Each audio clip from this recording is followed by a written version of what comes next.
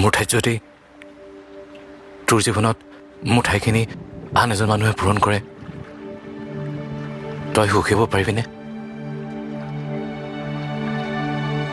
সুখী হোৱা অভিনয় হয়তো কৰিব পাৰিম, কিন্তু সুখী হ'ব নোৱাৰিম।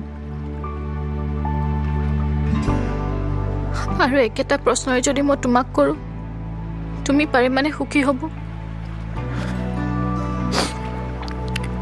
তোক বিশ্বাসত লৈছিলোঁ বাবে জীৱনটো ধুনীয়া লাগিছিল।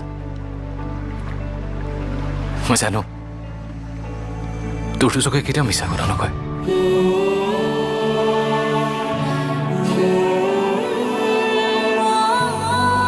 আমাৰ ভাগ্যতে নাই চাগে আমি এখোৱা। মই আহোঁ দিয়া, দেৰি হৈছে।